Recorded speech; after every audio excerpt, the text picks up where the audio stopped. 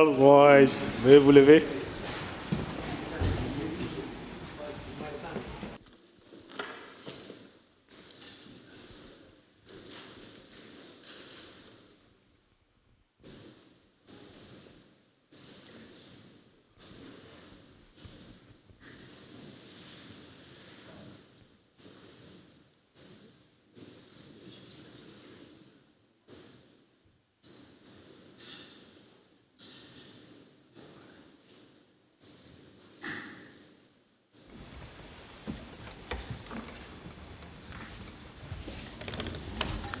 Please be seated.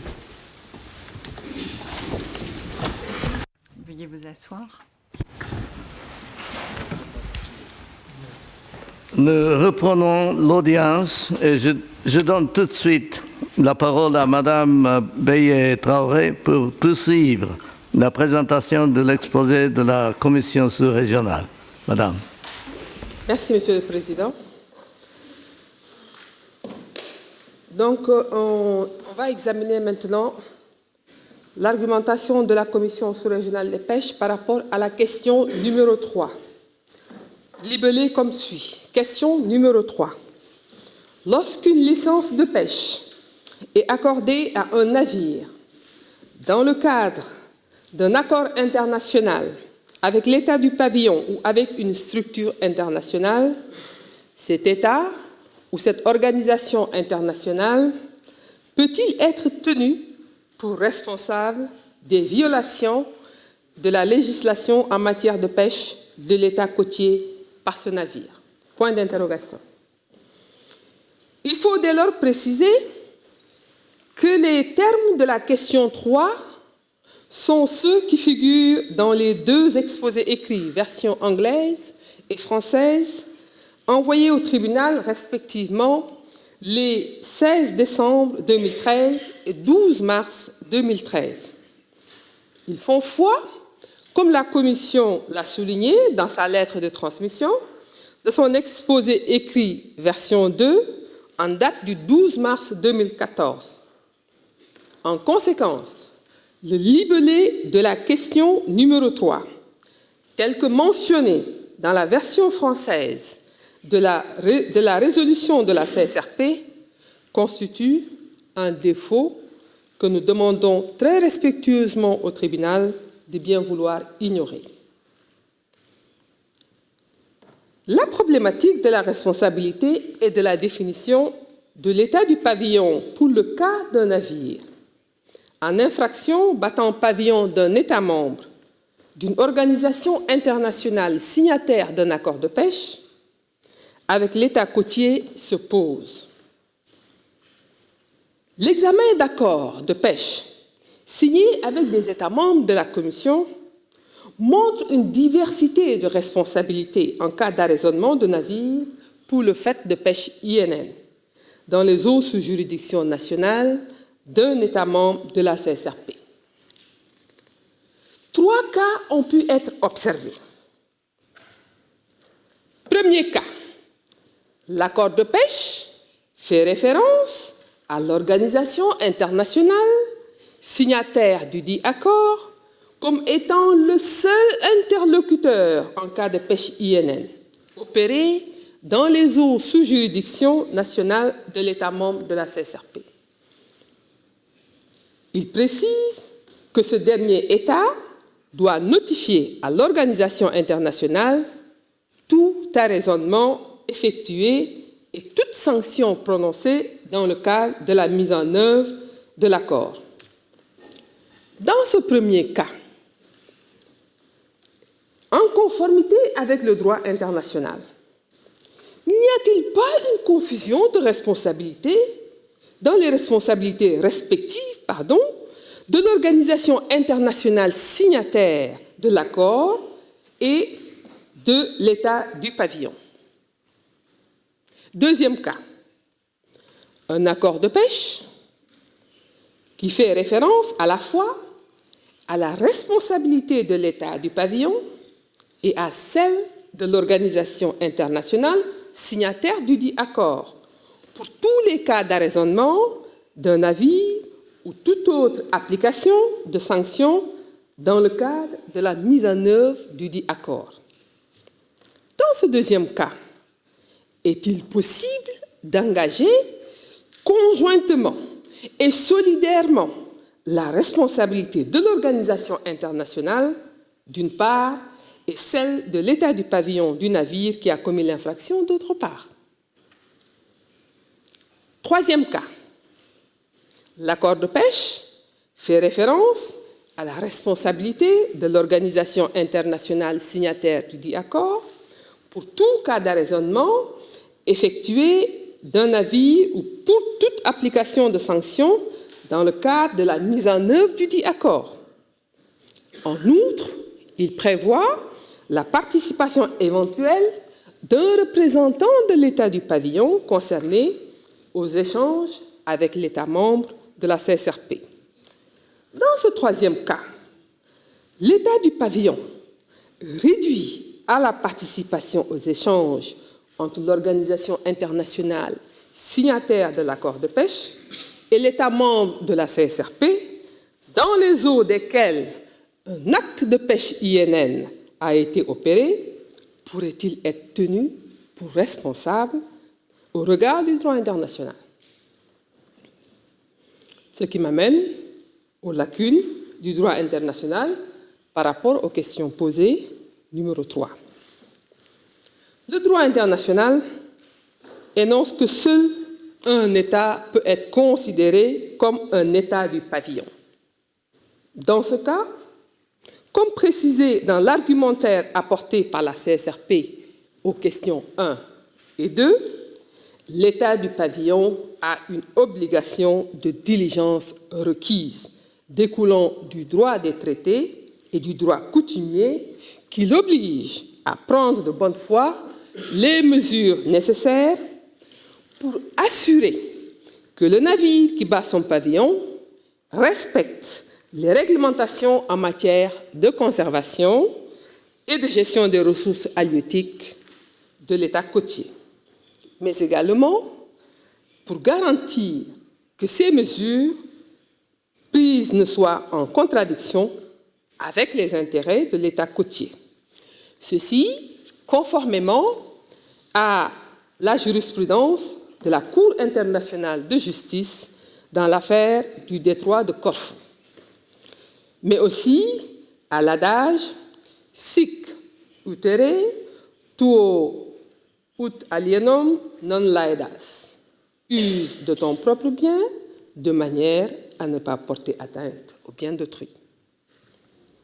Une organisation internationale constituée d'États souverains pourrait-elle par conséquent être soumise au même régime juridique que l'État du pavillon pour une infraction à la pêche INN commise par un navire battant pavillon d'un de ses États membres et pêchant sous son couvert?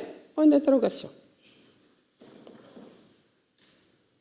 L'État du pavillon, n'étant pas lié par un accord de pêche à l'État côtier, peut-il être tenu pour responsable en cas de pêche INN du seul fait qu'il soit membre de l'organisation internationale signataire de l'acte du dit accord? Point d'interrogation. Dans ce cas, qui devra être considéré comme l'État du pavillon au sens du droit international? Point d'interrogation. L'organisation internationale signataire de l'accord de pêche, l'État d'immatriculation ou l'État de la nationalité du navire en infraction? Point d'interrogation. Est-il possible d'engager solidairement leur responsabilité pour une infraction à la pêche commise dans les eaux sous juridiction de l'État côtier? Point d'interrogation. Le droit international mérite d'être actualisé sur la question. La Commission sous-régionale des pêches attend les avis circonstanciés du tribunal sur ces points. En effet, suivant l'arrêt rendu par le tribunal dans l'affaire numéro 2, navire Saïga, et confirmé dans l'affaire du navire numéro 19, l'affaire numéro 19, Virginia G, rendu le 14 avril 2014, Une organisation internationale ne peut pas accorder une nationalité à un navire. L'État du pavillon a le droit exclusif d'accorder sa nationalité à des navires. En effet, cet arrêt dispose, je cite, « L'article 91 laisse à chaque État une compétence exclusive en matière d'attribution de sa nationalité à des navires. À cet égard, l'article 91 codifie une règle bien établie en droit international général. » Fin de citation. Cette jurisprudence du tribunal conforte la Commission sous-régionale des pêches qui estime que l'État du pavillon doit être un État et non une entité regroupant plusieurs États qui restent donc incompétentes pour attribuer sa nationalité à un navire et engager seule sa responsabilité issue d'un acte de pêche INN commise par un navire qui bat le pavillon d'un de ses États membres et opère dans le cadre d'un accord de pêche. Par ailleurs, d'autres vocables comme partie contractante, utilisés par les organisations régionales de gestion de pêche pour faire allusion à la notion d'État du pavillon, méritent d'être clarifiés par rapport à la Convention, notamment dans l'article 91 sur la nationalité des navires, l'article 94 sur l'obligation de l'État du pavillon, l'article 61 sur la conservation des mesures des ressources biologiques et la partie 5 sur la zone économique exclusive.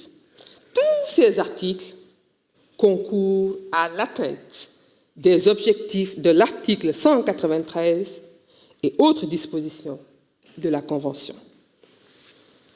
En ce qui concerne maintenant la question numéro 4, le libellé comme suit. Quels sont les droits et obligations de l'État côtier pour assurer la gestion durable des stocks partagés ou d'intérêt commun, en particulier ceux des thonidés et des petits pélagiques? Point d'interrogation. Les espèces pélagiques sont des poissons qui vivent en surface et sont caractérisés par leur comportement migratoire. Leur habitat couvre en général la zone tropicale et subtropicale, chevauchant sur la zone maritime de plusieurs États. Ces pélagiques sont des espèces couramment ciblées par la pêche INN dans l'espace de la Commission sous-régionale des pêches. Au niveau de l'Atlantique centre-est, plusieurs espèces de pélagiques migrent dans les zones économiques exclusives de 2 ou plusieurs États, transfrontaliers ou stocks d'intérêt commun, et ou des zones économiques exclusives et les eaux au-delà, les stocks chevauchants. Il s'agit donc de stocks partagés entre 2 États côtiers voisins, 2 États côtiers voisins situés de part et d'autre d'un golfe et d'un océan, ou un État côtier et l'État du pavillon de l'exploitant du stock. Le terme stock partagé mérite donc d'être clarifié au regard des dispositions de la Convention et la demande d'avis consultatif initiée par la Commission sous-régionale des pêches. Ceci étant précisé, 2 types de pêcheries pélagiques sont généralement identifiés dans l'espace de la Commission. Les pêcheries des petits pélagiques et les pêcheries hauturières. Monsieur le Président du tribunal, je vous prie d'appeler à la barre Monsieur Papa Kébé, expert en ressources pélagiques, co-agent, qui va aborder la biologie, l'écologie et la situation des espèces pélagiques dans l'espace de la Commission sous-régionale des pêches. Je vous remercie. Merci beaucoup, Madame. À présent, j'invite l'orateur suivant, Monsieur Kébé, à prendre la parole. Monsieur Kébé.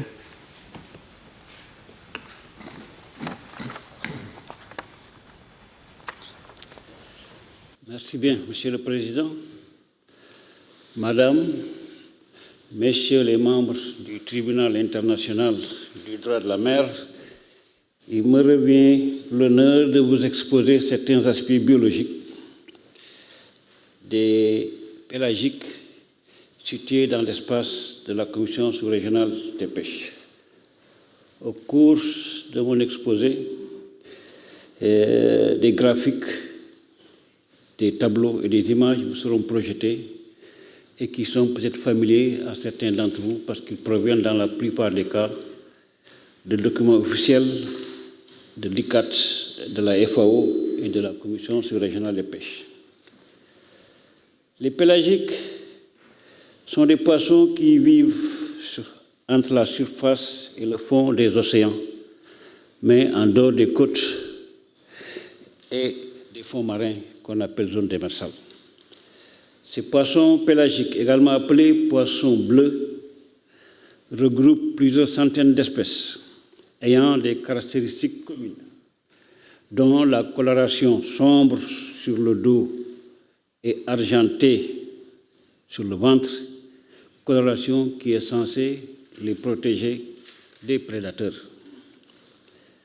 La façade orientale de l'Atlantique, qui couvre la zone CSRP, constitue une des zones les plus riches en ressources maritimes au monde à cause d'un phénomène océanographique appelé upwelling, c'est le nom en anglais. Ce phénomène est la conséquence de vents marins très forts qui poussent l'eau de surface, créant ici un vide qui favorise la remontée des eaux froides qui sont riches en nutriments, éléments de nourrissage des pélagiques. Dans mon exposé, je vais faire 2 chapitres. Un chapitre qui sera consacré aux petits pélagiques et un second chapitre qui sera consacré aux grands pélagiques. Les ressources pélagiques côtières, appelées petits pélagiques, représentent l'ensemble des poissons de petite taille et contribuent à concurrence de 77% des débarquements au niveau de la sous-région. Ces ressources sont constituées principalement par 6 espèces. Premièrement, ce sera la sardinelle ronde. Deuxièmement, la sardinelle plate. Troisièmement, l'étmalose.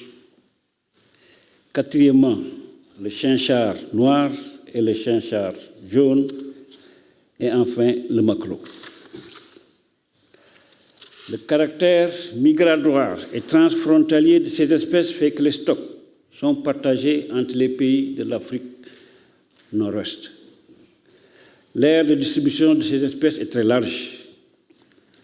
Les sardinelles rondes et plates, qui sont particulièrement importantes pour les États de la sous-région, ont des aires de distribution qui vont du sud du Sénégal au sud du Maroc. L'étmalose, une autre espèce largement débarquée dans la sous-région, se rencontre dans la partie plus au sud entre le Sénégal et la Sierra Leone. Ces petits pélagiques passent la plupart ou la quasi-totalité de leur phase adulte en surface. Les statistiques de débarquement pour l'année 2011 des petits pélagiques avaient été estimées par un groupe de travail du COPAS en 2012.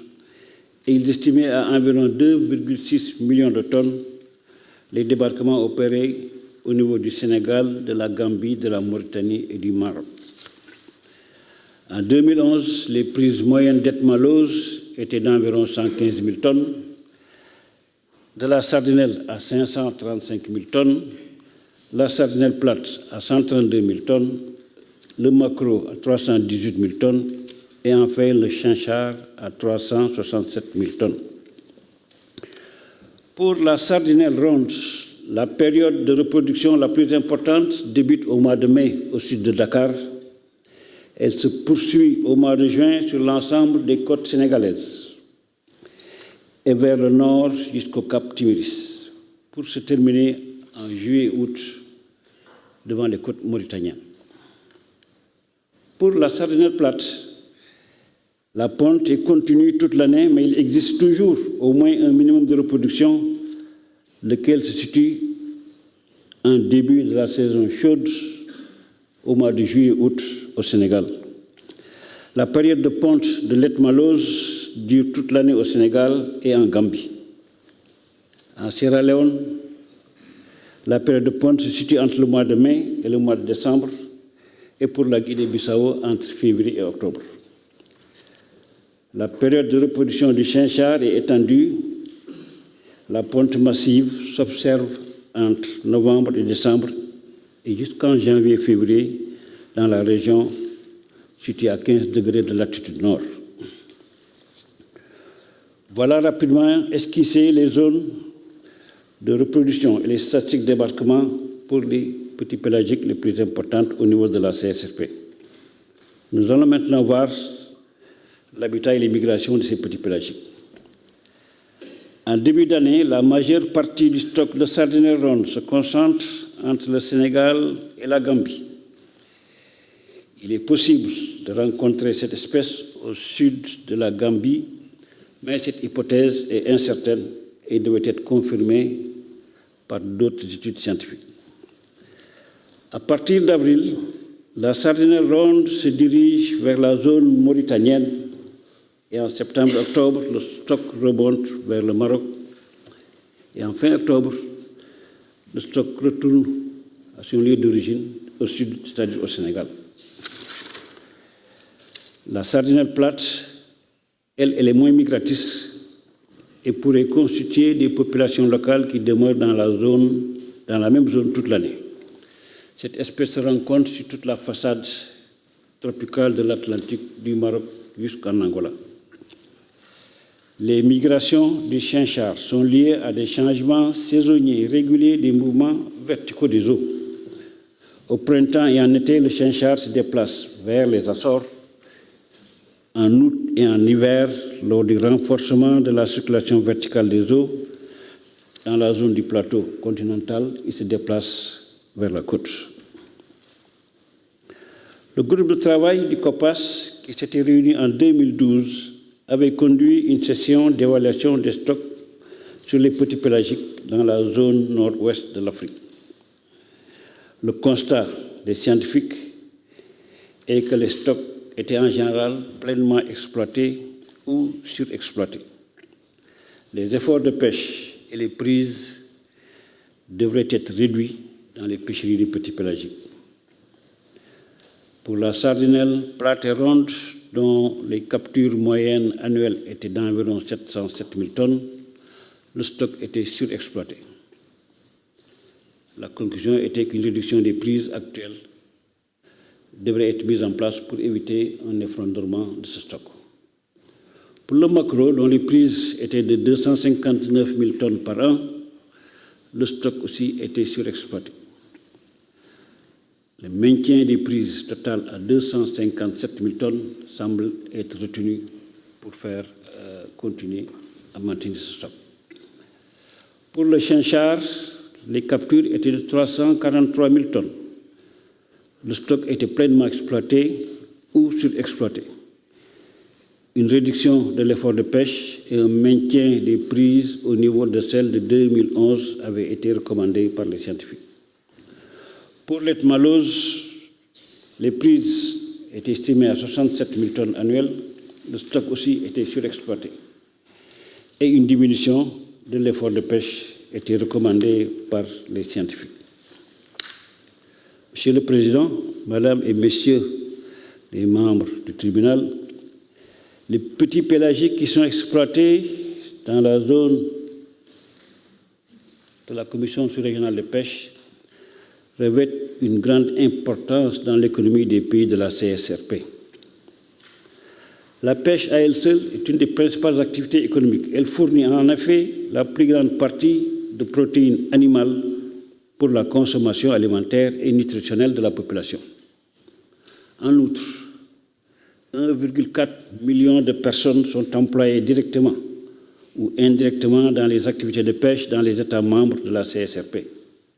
Au Sénégal, le sous-secteur artisanal offre un emploi direct à environ 60 000 personnes, 60 000 pêcheurs, dont 20%, soit 12 000 personnes, participent à la pêche des petits pélagiques. En 2006, 3 000 pêcheurs, soit environ 50% de pêcheurs artisanaux de la Gambie, ciblaient essentiellement les petits pélagiques et principalement l'ethmalose. La contribution de la pêche aux économies nationales varie d'un État à un autre. En Mauritanie, elle contribue pour environ 5% du produit intérieur brut et de 20 à 25% du budget national. Au Sénégal, la contribution au produit intérieur brut réel et aux recettes d'exportation est estimée à environ 1,3 et 12,3%. En Gambie, la contribution de la pêche au PIB est de 3%. On notera aussi que l'exportation de la farine et de l'huile de poisson constitue une source en devises de plus en plus importante pour la Mauritanie, particulièrement avec la flambée des prix de ces produits sur le marché mondial. Voilà rapidement résumé certains aspects socio-économiques et biologiques de ces petits pélagiques. Et nous allons maintenant aborder le second volet de mon exposé qui constitue les grands pélagiques. Ces grands pélagiques, qui sont de grands migrateurs constitués de thonidés, d'espèces voisines et d'autres espèces pêchées et exploitées dans les pêcheries de thonidés dans l'Atlantique. Les grands pélagiques sont gérés au plan international par une organisation intergouvernementale qui regroupe la majorité des États côtiers de l'Atlantique, y compris les États membres de la Commission sous-régionale des pêches, à l'exception de la Gambie et de la Guinée-Bissau. Mais cette commission inclut aussi tous les États pêcheurs africains, asiatiques, américains et européens.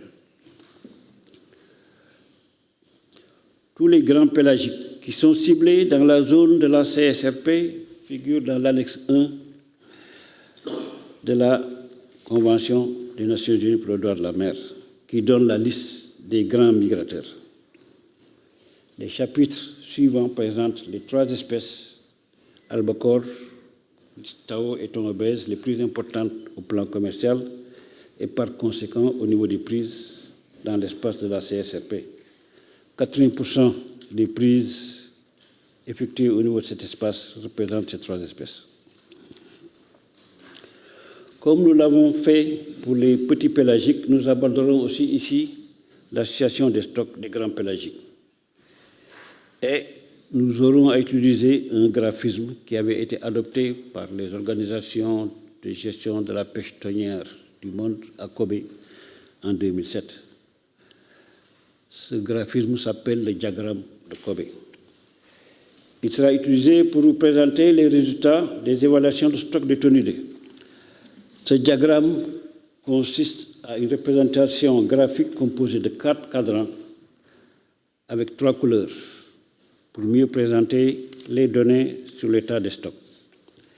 Le vert indique que le stock n'est pas en situation de surpêche ou de surexploitation, ce qui est l'objectif visé par toutes les institutions chargées de gérer les pêcheries de thonidés. Le rouge, par contre, indique que la ressource est en état de surpêche et est surexploitée avec de gros risques d'effondrement du stock. Le jaune est un signal d'alarme indiquant un état de surpêche ou de surexploitation du stock. Ceci étant dit, la première espèce de thonidés que nous allons voir est l'albacore, appelé en anglais yellowfin. L'albacore peuple les eaux ouvertes des zones tropicales et subtropicales et il passe plus de 90% de son temps dans des eaux ayant une température d'environ 22 degrés Celsius. Sa taille maximale signalée est de 239 cm pour un poids de 200 kg et l'âge maximum de cette espèce est estimé à 8 ans. La zone équatoriale africaine constitue la principale zone de reproduction de l'albacore pendant les mois d'octobre à mars. Dans la région nord-équatoriale, Sénégal-Guinée, la période de reproduction s'étend d'avril à juin.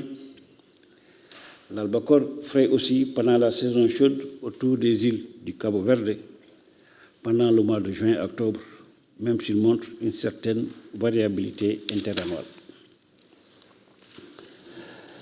Les trajectoires des individus marqués dans l'Atlantique et leur lieu de récupération figurent dans la carte qui figure, non pas sur le tableau, mais dans le rapport, dans ce tableau-ci exactement. Certains individus quittent la zone africaine pour se retrouver sur les côtes américaines, tandis que des espèces migrent du golfe de Guinée vers la zone des Canaries. L'ampleur de cette migration requiert plus que jamais une coopération internationale pour le suivi de ces stocks. Les juvéniles demeurent dans des zones côtières de la région équatoriale, tandis que les adultes et préadultes se déplacent vers des latitudes plus hautes ou dans des eaux plus océaniques. Les individus de 50 cm demeurent dans les zones côtières et présentent des schémas migratoires modérés. Certains juvéniles migrent vers l'ouest et décrivent des mouvements saisonniers trophiques le long des côtes de l'Atlantique oriental et occidental. Un constat général fait est que la plupart des individus retournent dans leur zone de ponte lorsqu'ils ont atteint leur maturité sexuelle, et en particulier pendant le premier trimestre de chaque année, en réalisant des migrations transoceaniques selon un axe nord-ouest-sud-est ou le long des côtes tropicales. Les adultes réalisent aussi des migrations trophiques vers des latitudes pendant l'été et des migrations génétiques à travers l'océan en atteignant des vitesses de déplacement moyennes d'environ 1,74 miles par heure. Les prises annuelles effectuées durant la dernière évaluation de stock étaient de 101 000 tonnes et ces prises étaient largement en dessous de la production maximale équilibrée qui était estimée entre 114 000 et 150 000 tonnes. Les avis scientifiques découlant des dernières évaluations de stock étaient basés sur deux types de modèles dont les résultats sont assez pessimistes. Il a été noté une grande incertitude dans les évaluations de stock de cette espèce. Avec une probabilité de 26%, l'état du stock semble être conforme aux objectifs de gestion. Ainsi donc, le stock semble ne pas être en état de surpêche. L'effort de pêche aussi n'a pas encore atteint le seuil limite. Les taux de capture total admissibles adoptés sur recommandation des comités scientifiques de la CICTA semblent être respectés. La seconde espèce que nous allons voir est le listao, qui évolue en général en haute mer et se concentre en général dans les zones de convergence situées aux limites des masses d'eau tempérées et froides. Le listao peuple d'habitude les eaux ayant une température superficielle comprise entre 20 et 30 degrés. Sa longueur peut atteindre 100 cm pour un poids de 18 kg et sa durée de vie maximale est estimée à 5 ans. Le listao se reproduit de façon opportuniste durant toute l'année dans de vastes zones de l'Atlantique. Dans l'Atlantique oriental, le listao frais de part et d'autre de l'équateur, qui inclut le golfe de Guinée jusqu'à la longitude 20 degrés 30 degrés ouest. La ponte a lieu pendant toute l'année et atteint son apogée entre novembre et mars. La trajectoire des listao marqués dans l'Atlantique et leur lieu de récupération sont indiqués dans la figure que vous avez devant vous. Certaines de ces espèces migrent depuis le golfe de Guinée vers la zone des Canaries un peu plus en haut, en traversant la zone maritime des États membres de la CSRP. Les déplacements de ces espèces dépendent de conditions ambiantes et de leur affinité à se regrouper autour d'objets flottants qui concentrent des bancs mixtes, juvéniles et adultes de cette espèce et d'autres tenus. La vitesse moyenne de déplacement observée chez l'Istao est d'environ 2,80 miles par jour. Il a été aussi signalé l'existence de déplacements à partir du golfe de Guinée vers le sud-est en été et vers le nord-ouest en octobre, ce qui suggère une vaste dispersion de ces espèces en bancs mixtes depuis le golfe de Guinée. Nous allons pour l'Istao maintenant voir l'état des stocks du l'Istao. Il est peu probable que ce stock soit surexploité, même en faisant preuve de beaucoup de prudence. Historiquement, ce stock semble avoir des indicateurs sur la mortalité de la biomasse qui présagent d'une durabilité de cette pêcherie. La prise moyenne des 5 dernières années est d'environ 161 000 tonnes, mais l'intervalle d'estimation de la PME, la production maximale équilibrée, tourne entre 143 et 170 000 tonnes. Et enfin, la dernière espèce de thonidé que nous allons exposer ici, c'est le thon obèse, qui vit à une température d'environ 29 degrés. Par contre, il peut faire des incursions en profondeur jusqu'à 500 mètres de profondeur, où la température est d'environ 5 degrés Celsius.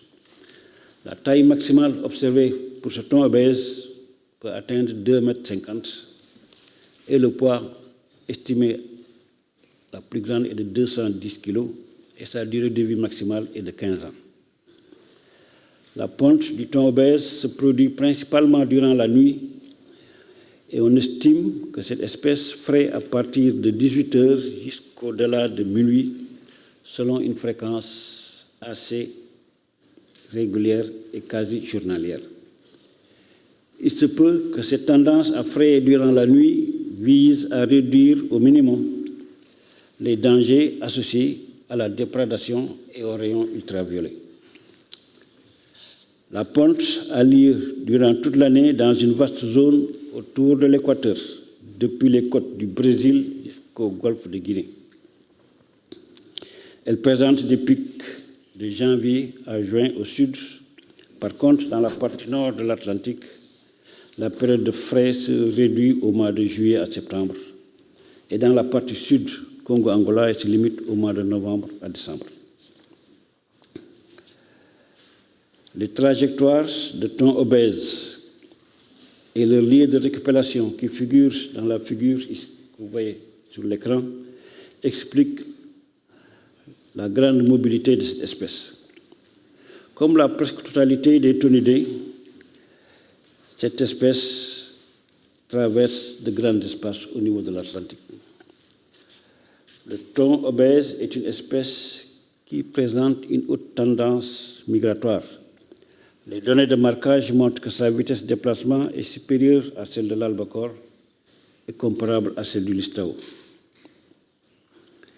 Il présente par ailleurs une série de déplacements saisonniers en fonction des groupes d'âge et la nature de ces migrations, selon qu'elles sont de nature trophique ou génétique. Ils demeurent dans la zone de ponte depuis la naissance jusqu'à l'arrivée du printemps où ils entreprennent des déplacements vers les tropiques et ces déplacements longent les côtes africaines depuis Cap Lopez jusqu'au Sénégal et la Mauritanie. Certains individus poursuivent leur route vers les Açores, les Canaries et Madère à une vitesse de 10 miles par jour. Les préadultes se déplacent aussi bien vers le nord, Sénégal, que vers le sud, Angola. Pendant les mois d'octobre à novembre, le thon obèse qui s'est déplacé vers les archipels retourne vers le sud à leur lieu de ponte. Des études de marquage ont montré l'existence de migrations transatlantiques depuis le golfe de Guinée vers les côtes du Brésil et des déplacements depuis le golfe de Guinée le long des côtes africaines vers les îles Madère ou les îles Açores. Comme pour le cas de l'albacore, et du Listau, on a enregistré des migrations transatlantiques depuis les côtes américaines vers le golfe de Guinée. Dans l'Atlantique oriental, on a observé aussi des déplacements depuis le golfe de Guinée vers les pêcheries situées au nord, Açores, et au sud, Angola, ainsi que les trajets retour correspondants. L'état du stock du thon baisse. Selon les estimations, il semble que ce stock n'est pas en état de surpêche et que les prises de la dernière année, qui étaient d'environ 70 536 tonnes, demeurent en dessous de la production maximale équilibrée estimée entre 78 000 et 100 000 tonnes. Les indicateurs suggèrent que le stock n'est pas en état de surpêche et les prises restent en dessous de la PME. Hormis les quelques incertitudes soulignées plus haut, la pêcherie semble soutenable si les parties continuent de respecter les captures totales admissibles, qui sont de 85 000 tonnes, en vigueur, qui avaient été suggérées par le comité scientifique de la SICTA. La principale conclusion des évaluations de stock de ces trois espèces qui se trouvent dans la zone tropicale de la CSRP indique l'existence de graves lacunes dans les données relatives aux activités de flottille INN qui ont contraint les scientifiques à formuler de nombreux postulats sur les prises par taille.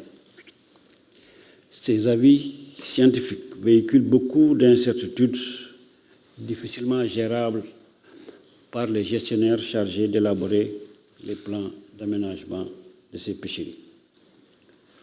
Monsieur le Président, nous venons de terminer l'examen scientifique de ces pêcheries. Nous vous en remercions et nous demandons d'appeler à la barre Mme Dieynaba Bey pour compléter l'argumentaire juridique de la question numéro 4. Merci. Merci beaucoup, M. Kébé. Je donne maintenant la parole à Mme Beye Traoré, qui va conclure.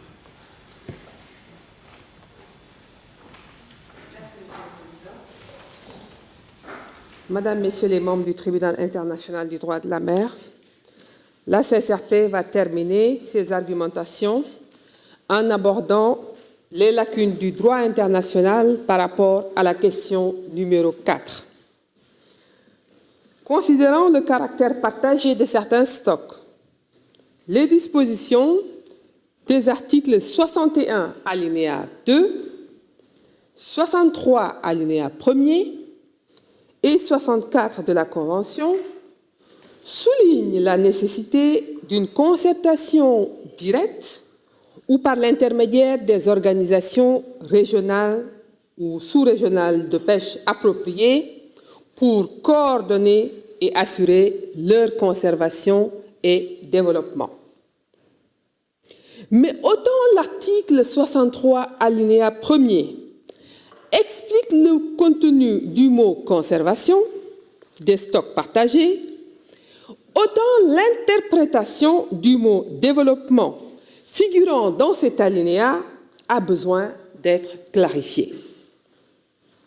Suivant l'interprétation de Satya Nandan et compagnie, ce mot développement de l'article 63 alinéa 1er devrait s'appliquer en tenant compte des exigences de l'article 61 qui vise, je cite, la conservation et la gestion des ressources biologiques pour éviter que le maintien de ces ressources ne soit compromis par une surexploitation en envisageant une stratégie à long terme pour la pérennité du stock partagé comme une ressource viable. Fin de citation. En outre, l'article 61 alinéa 3 de la Convention soumet les États côtiers à l'obligation de prendre en compte les normes internationales généralement acceptées par la communauté internationale quand ils définissent les mesures de conservation et de gestion de leurs ressources halieutiques partagées. Il est indispensable que le tribunal donne son avis sur les instruments juridiques sur lesquels la Commission sous-régionale des pêches peut trouver ces mesures-là. Ces mesures devront inclure celles mentionnées dans les articles 5 et 6 de l'accord sur les stocks de poissons. En effet, les principes généraux figurant dans l'article 5 et les dispositions de l'article 6 de cet accord sur le principe de précaution, sur la détermination des points de référence pour chaque stock, ainsi que les mesures à prendre si ceux-ci sont dépassés, ainsi que l'approche écosystémique des pêches, qui figure également dans des instruments de type volontaire, comme le Code de conduite pour une pêche responsable, devraient maintenant être considérés comme des normes internationales minimales acceptées et donc applicables à tous les stocks, y compris les stocks de poissons pélagiques.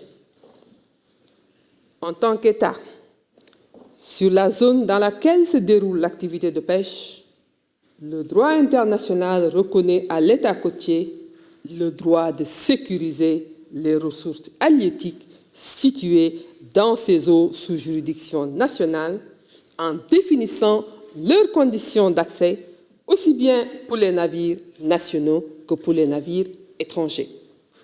Ce droit s'accompagne de responsabilités, notamment en matière de gestion des stocks partagés.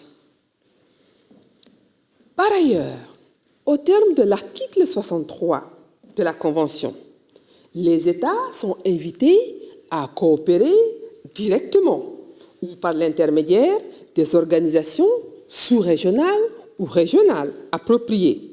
Je cite, lorsqu'un stock, un même stock de poissons ou des stocks d'espèces associées se trouve dans les zones économiques exclusives de plusieurs États côtiers, alinéa 1er. De même, lorsqu'un même stock de poissons ou des stocks d'espèces associées se trouve à la fois dans la zone économique exclusive et dans un secteur adjacent à la zone, alinéa 2. L'article 63 de la Convention demande aux États côtiers concernés par la gestion des stocks partagés de s'entendre sur les mesures nécessaires à la conservation des stocks. Rien d'autre n'est indiqué, par exemple, sur la définition des stocks partagés, ainsi que sur les objectifs de gestion et d'allocation de capture entre ces États concernés, sur lesquels ces États ont besoin de s'accorder pour une gestion durable de ces ressources.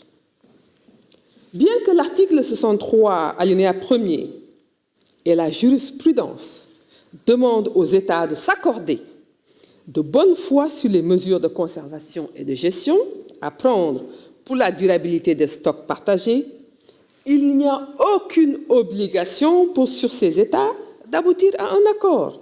S'il n'y a pas d'accord, chaque État côtier gérera le stock partagé quand il traversera ses eaux sous juridiction nationale. Il en résulte un stock mal géré et une inégalité dans l'allocation des bénéfices issus de son exploitation. Si un État côtier prend des mesures strictes de conservation afin d'augmenter le rendement maximum à long terme en réduisant substantiellement ses captures à court terme, alors que les autres États concernés exploitent lourdement le stock pour en tirer un gain rapide à court terme. Beaucoup d'États côtiers qui partagent les mêmes stocks signent des accords de pêche sans se concerter au préalable sur les mesures de conservation et de gestion durable des ressources. En outre, le statut juridique des stocks de poissons pélagiques qui ne sont pas gérés par des organisations régionales de gestion de pêche mérite d'être posé et des pistes de solutions trouvées.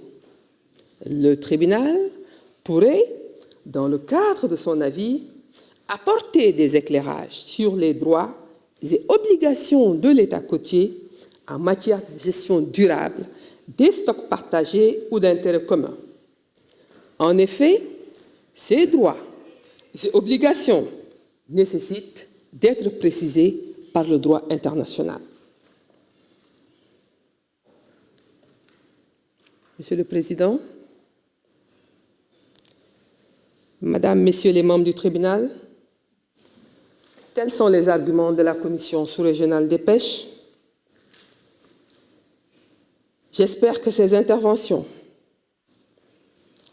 la teneur de notre exposé oral, ainsi que les exposés écrits soumis antérieurement, contribueront à clarifier les questions juridiques sur lesquelles vos avis éclairés sont sollicités. Comme le président en exercice de la conférence des ministres de la Commission sous-régionale des pêches l'a indiqué dans son intervention, la CSRP se félicite par avance de tout éclaircissement que pourrait apporter le tribunal aux dispositions clés de la Convention et des autres instruments juridiques internationaux concernant les droits et obligations de l'État du pavillon en cas de pêche INN opérée dans la zone économique exclusive de l'État du pavillon ou dans un État tiers et en haute mer. De même, des précisions sur les droits et obligations de l'État côtier pour une gestion durable des stocks partagés ou d'intérêt commun. Une interprétation claire et une mise en œuvre correcte des dispositions de la Convention, des droits et obligations de l'État du pavillon, de l'État du port, de l'État côtier en cas de pêche INN sont dans l'intérêt de tous les États partis à la Convention des Nations Unies sur le droit de la mer. Monsieur le Président, Madame, Messieurs les membres du tribunal, ceci est la fin donc de notre intervention. Nous vous remercions pour votre bien aimable attention. Merci beaucoup, Madame Baye-Traoré. Cela nous amène au terme de l'audience d'aujourd'hui. Le tribunal reprendra ses audiences demain matin à 10 heures et entendra les représentants de l'Allemagne, l'Argentine, l'Australie, le Chili et l'Espagne qui présenteront leurs exposés oraux. L'audience du tribunal est maintenant levée. All voice. Veuillez vous lever.